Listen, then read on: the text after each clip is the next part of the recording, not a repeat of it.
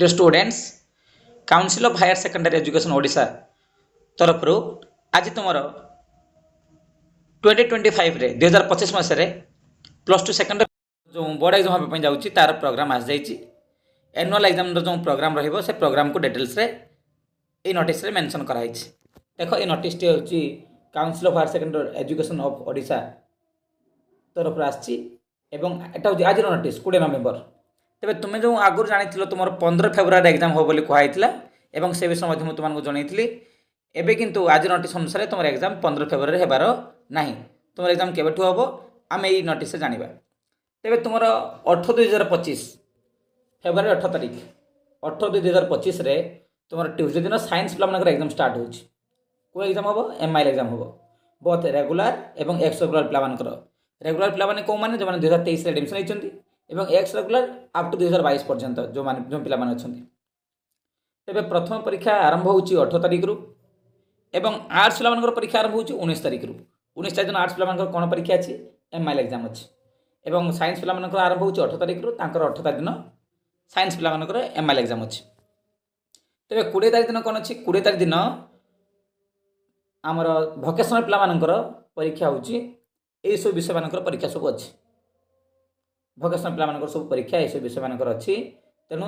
ता प्रति पिलाने सचेतन रही नोटिस अनुसार भल भाव में तुम्हें देखिपर जापर और प्रिपेयर हो तेज तुम परीक्षार टाइमिंग तुमने प्रोग्राम रू जापर कहार कौन एग्जाम अच्छी डिटेल्स तुम्हें पर एक भिडियो डिटेल्स मुझे लिखिकी स्वतंत्र भाव देदेवी जदि या तुमको असुविधा हे और ये नोटिस जो प्रोग्राम लिंक देदेवी पीडीएफ लिंक ये वीडियो डिस्क्रिप्शन में तुम्हें डाउनलोड कर देखिपर तुम पाखे रखिपर सबुठ इंपोर्टाट कथा हूँ तुम जो एग्जाम हम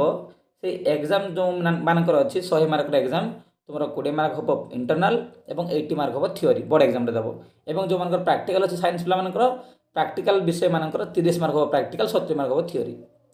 तेज साइंस पिला जो एग्जाम हम 18 तारीख 10 ରୁ 1 एग्जाम टाइम टेबल के 10 ରୁ 1 जाए एग्जाम हम प्रायतः 80 मार्क एग्जाम सब प्रायतः 80 मार्क एग्जाम सब हम एवं भोकेशनल पिला 50 मार्क एग्जाम हम 50 मार्क रु 10 मार्क इंटरनाल एवं भोकेशनल पिला रेस्ट रहा जो 40 मार्क 40 मार्क से थियोरी तेज यही प्रोग्राम नोटिस रे तुम डिटेल्स जापर कौ दिन कार एग्जाम अच्छी जमी आम साइंस पिला एग्जाम आरंभ हो 18 तारीख पाखर एवं आर्ट्स पिला एग्जाम आरंभ हो 19 तारीख पाखर आम फेब्रुआरी 19 तो ये पिला 18 तारीख में तुम साइंस पिला ओडिया एग्जाम अच्छी 19 तारीख में आर्ट्स पिला ओडिया एग्जाम अच्छी एवं 20 तारीख में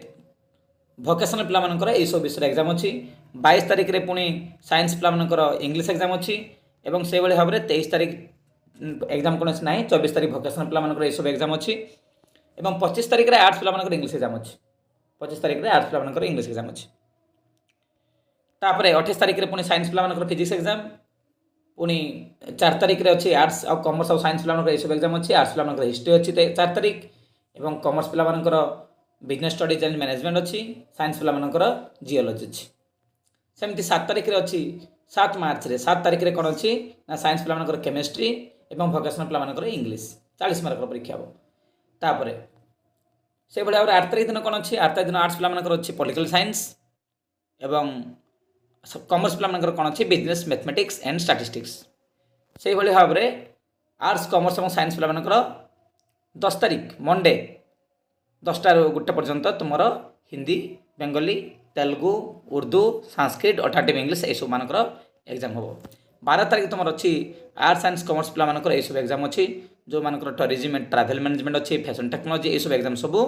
12 तारीख दिन किसी पिला आर्ट्स साइंस एवं कॉमर्स पिला आउ से दिन 12 तारीख दिन साइंस पिला कौन एग्जाम अच्छी डायरिंग अच्छी हॉर्टिकल्चर अच्छी इलेक्ट्रिकल डोमेस्टिक अप्लायंस अच्छी मोबाइल टेक्नोलॉजी ये सब एग्जाम सब अच्छी भोकेशनल पिला 12 दिन एग्जाम अच्छी तेरे यही सब विषय को तुम भल भाव ध्यान देव 13 तारीख दिन पिला जो लांगुएज मान ऑप्शनल आउ इलेक्टिव जो संस्कृत अच्छी ऑप्शनल पिला से सब एग्जाम हम 17 तारीख दिन आर्ट्स साइंस पिला मैथमेटिक्स जो मैंने रखिंट रेगुलर एक्स रेगुलर पिला एवं आर्ट्स पिला होम साइंस अच्छी 17 तारीख दिन एवं भोकेशनल पिला इकोनॉमिक्स बीएफसी इकोनॉमिक्स अच्छी 18 तारीख दिन से भाव में आर्ट्स कॉमर्स और साइंस पिला ये सब विषय सब अच्छी तापर 20 दिन कौन अच्छी ना आर्ट्स पिलामानकर पर्सनल मैनेजमेंट, आर्ट्स साइंस पिलामानकर इकोनॉमिक्स एवं कॉमर्स पिलामानकर कॉस्ट अकाउंटिंग बिजनेस इकोनॉमिक्स ये सब विषय सब अच्छी। 21 दिन साइंस पिलामानकर कंप्यूटर साइंस, बायोटेक्नोलॉजी, इलेक्ट्रोनिक्स एवं 22 दिन आर्ट्स पिलामानकर अच्छी इंडियन म्यूजिक एवं 22 दिन आर्ट्स पिलामानकर अच्छी आउ कौन अच्छी ना साइकोलॉजी और एजुकेशन। तेबे 24 दिन कौन अच्छी आर्ट्स साइंस पिलामानकर स्टैटिस्टिक्स एवं केवल आर्ट्स पिलामानकर एंथ्रोपोलॉजी, सोशियोलॉजी ये विषय मानकर एग्जाम हम। रेगुलर बथ रेगुलर एक्सरेगुलर पिलामानकर नोटिस डायरेक्ट तुम जानीपर से 26 तारिख में साइंस पिलामानकर ये सब एग्जाम अच्छी बायोलॉजी सेक्शन ए बटनी आउ भोकेशनल पिलामानकर all vocational stream trade subject सब हम। 27 दिन कौन अच्छी आर्ट्स पिलामानकर लॉजिक अच्छी एवं कॉमर्स पिलामानकर कौन अच्छी अकाउंटेंसी अच्छी आउ भोकेशनल पिलामानकर all vocational stream trade subject सब अच्छी। से भाव में ये गला आमर एनुअल एग्जाम सिलेबस। से भाव में ये हूँ कौन आमर इंटरनाल सिलेबस, ये हूँ आमर इंटरनाल